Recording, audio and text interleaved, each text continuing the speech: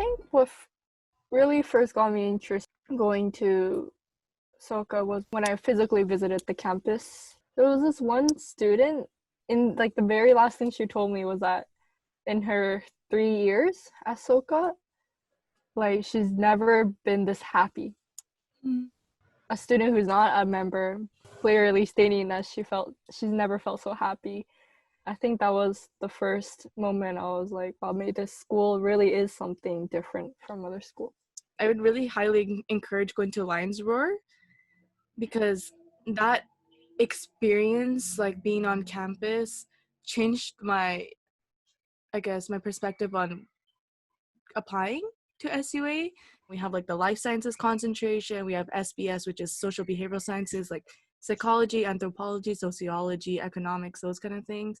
We have like the international studies concentration, we have the environmental studies concentration, and the humanities concentration. The first 2 months of being there, I think I learned so much, really fighting for Black, Indigenous people of color on campus and other minority groups and marginalized groups on campus. I think that changed my life. If that didn't happen, I don't think my perspective on racial discrimination and just like discrimination in general would, change that much. Like Kayoko said, it really pushed me to think more in the place of other people. It was something that I obviously knew was happening, but then, and it wasn't, I wouldn't say I didn't care, but I didn't care enough, or I wasn't being compassionate enough. What does that really mean, being compassionate for others? In January, we have this block called Learning Cluster, where we study about the 1994 genocide against the Tutsis. And our group went to Rwanda. Like, we flew to Rwanda, which I still can't really believe happened.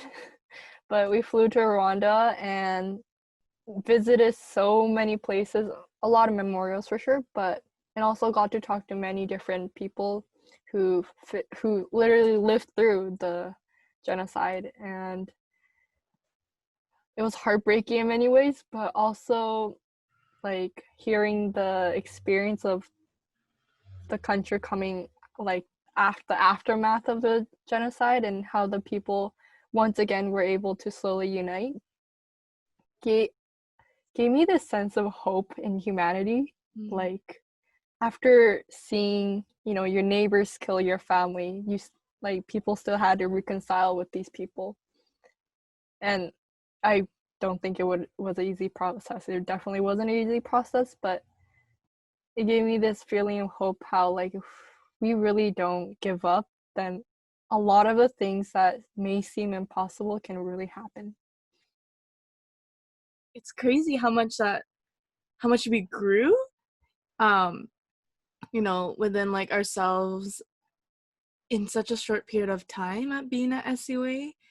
And like, I'm scared but nervous and excited all at the same time for, the upcoming years, all the way till I graduate and further on. I know. Human revolution won't happen if I don't take the action. It won't come to me. It won't just suddenly hit me. I need to take the step myself. Every year, students elect leaders for the next year. I decided to challenge this year. Making that decision itself was a huge battle for me, because one, I just, wasn't sure if I had the capacity to become a leader.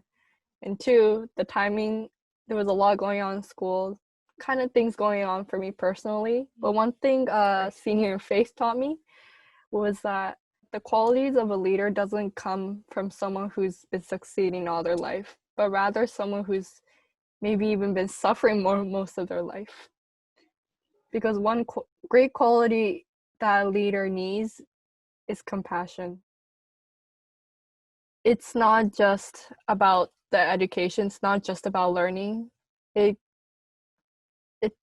a place where it questions why you even educate yourself, right?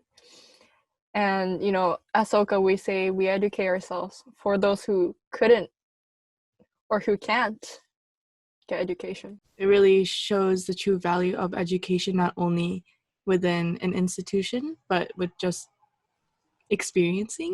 And there's no reason to not feel confident, especially about applying to SUA. Literally anyone can. We hope that we can continue to share these kind of experiences and these kind of growth with our Canadian members.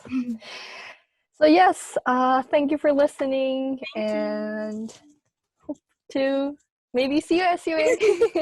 Bye-bye. Bye.